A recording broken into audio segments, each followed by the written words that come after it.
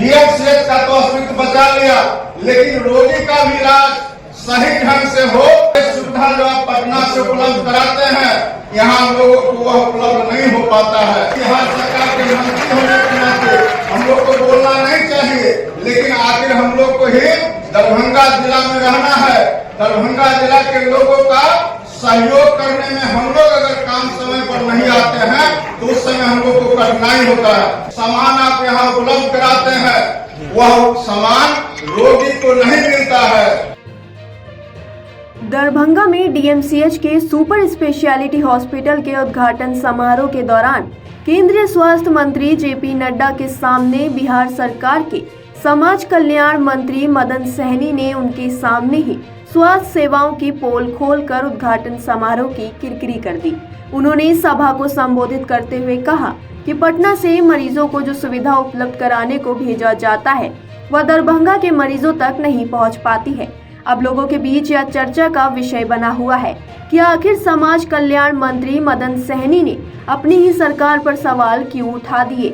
मंत्री यही नहीं रुके, उन्होंने डीएमसीएच डॉक्टरों पर भी सवाल उठाते हुए कहा कि डीएमसीएच रेफर होने वाले मरीजों को पीएमसीएच क्यों नहीं भेजा जाता है। यहाँ के डॉक्टर आईजीएमएस रेफर किया करते हैं। मंत्री सैनी ने कहा कि हम बिहार के स्वास्थ्य मंत्री मंगल पांडे और स्वास्थ्य विभाग के अधिकारियों से कहना चाहते हैं कि रोगी का भी इलाज सही ढंग से हो पाए, इसलिए बात करने की जरूरत है। पटना से बहुत सारी सुविधाएं मरीजों के लिए उपलब्ध कराते हैं, लेकिन वह सारी सुविधा यहाँ उपलब्ध नहीं हो पाती है। बिहार सरकार के मंत्री होने के नाते हमें नहीं बोलना चाहिए, लेकिन हमें दरभंगा जिले में रहना है। दरभंगा के लोगों को सहयोग करने में हम काम नहीं आएंगे, तब उस समय हम लोगों को कठिनाई होगी। मंत्री मदन सहनी ने डीएमसीएच के सुपर स्पेशलिटी हॉस्पिटल में जल्द से जल्द इंडोर इलाज की सुविधा शुरू करने की मांग की है। वहीं डीएमसीएच और सुपर स्पेशलिटी हॉस्पिटल का प्रबंधन अलग अलग हाथों में देने की व्यवस्था की जाए, जिससे मरीजों को इलाज कराने में ज्यादा सुविधा मिलेगी। उन्होंने कहा कि डीएमसीएच में चिकित्सक व कर्मी नहीं है, जबकि सुपर स्पेशलिटी अस्पताल में अलग से चिकित्सक व टेक्नीशियन की आवश्यकता है। जब तक चिकित्सक और कर्मी पर्याप्त संख्या में मिलेंगे, तब जाकर हम लोगों को इस अस्पताल का पूरा लाभ मरीजों को मिलने लगेगा। मंत्री मदन सहनी के इस बयान के बाद लोग कई तरह के सियासी मायने निकालने में जुटे हुए हैं। मदन सहनी के इस बयान के बाद देखना दिलचस्प होगा कि अब भाजपा और जेडीयू इस बयान से क्या मायने निकालते हैं। आइए आपको मदन सहनी का पूरा भाषण सुनाते हैं।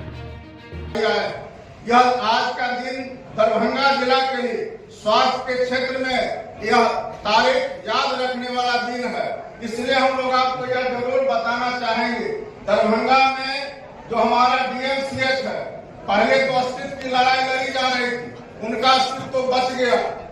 अब हम लोग आग्रह करेंगे यहाँ के तमाम जो स्वास्थ्य सेवा से जुड़े हुए लोग हैं, हमारे चिकित्सकगण हैं, कि आपने डीएमसीएच का तो अस्तित्व बचा लिया, लेकिन रोगी का भी इलाज सही ढंग से हो, इसके लिए हम लोग को जरूर बात करने की आवश्यकता है। आप दिन रात मेहनत करते हैं, उसके बावजूद भी हम माननीय मंत्री जी से कहना चाहेंगे, बहुत सारे सुविधा जो आप पटना से उपलब्ध कराते हैं, यहाँ लोगों को वह उपलब्ध नहीं हो पाता है। इसके लिए भी बिहार सरकार के मंत्री होने के नाते हम लोग को बोलना नहीं चाहिए, लेकिन आखिर हम लोग को ही दरभंगा जिला में रहना है। दरभंगा जिला के लोगों का सहयोग करने में हम लोग अगर काम समय पर नहीं आते हैं तो उस समय हम लोग को कठिनाई होता है। बहुत सारे ऐसे सामान आप यहाँ उपलब्ध कराते हैं, वह सामान रोगी को नहीं मिलता है, इसलिए इसका भी कोई नीति बनना चाहिए। जितना सामान आप यहाँ उपलब्ध कराते हैं वह लोगों को मिल पा रहा है कि नहीं मिल पा रहा है, यह देखने की आवश्यकता है। यह बात, और दूसरा यह भी नीति बनना चाहिए माननीय मंत्री जी कि आखिर किस परिस्थिति में किसी मरीज को रेफर किया जाता है, इसका भी पूरा ब्यौरा होना चाहिए। बहुत सारे ऐसे मरीज को हम लोग जानते हैं और रोजाना देखते हैं, जिसको यहाँ से पटना रेफर करने की जरूरत नहीं है, वैसे लोगों को भी यहाँ से रेफर कर दिया जाता है।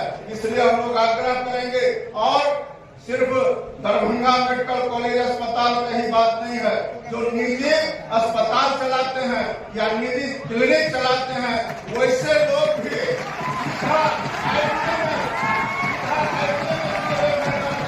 हम लोग यह जानना चाहते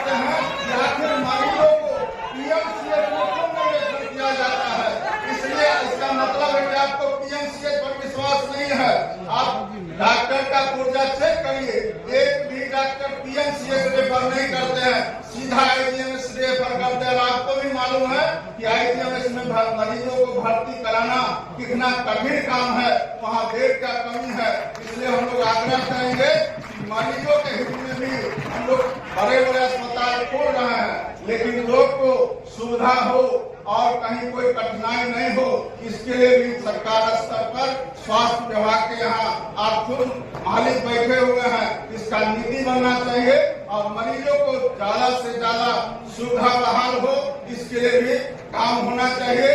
आज जो सुपर स्पेशलिटी अस्पताल बना है उसमें ओपीडी किसी तरह से चालू हो पाया है, इंडोर का भी व्यवस्था हो, मरीज भर्ती हो, जितने तरह का हमारे जो स्वास्थ्य विभाग के सचिव ने बताया, जो 8 तरह का यहाँ विभाग है, उस 8 तरह के विभाग में जो हमारे बीएमसीएच के डॉक्टर हैं, अंत में हम लोग यह कह सकते हैं कि रोगी का इलाज के लिए सब चलेगा, लेकिन उसका व्यवस्था अगर आप अलग से नहीं करते हैं और बीएमसीएच का व्यवस्था अलग नहीं होता है तो उतना लाभ हम लोग को नहीं मिल पाएगा। यहाँ के लोगों को जिस तरह से आपने इतना बड़ा चीज यहाँ देने का काम किया है, तो हम चाहेंगे कि यह व्यवस्था दोनों अस्पताल का अलग अलग हो, दोनों का प्रशासक अलग अलग हो, दोनों का देख रेख करने वाला अलग हो। और इतना बड़ा जब अस्पताल है तो कोई सक्षम आदमी को आप जरूर अधीक्षक बनाने का, प्रिंसिपल बनाने का काम करिएगा। अगर आप ये वीडियो YouTube पर देख रहे हैं तो हमारे चैनल को सब्सक्राइब करें और बेल आइकन को दबाना ना भूलें। अगर आप Facebook पर ये वीडियो देख रहे हैं तो हमारे पेज को लाइक करें।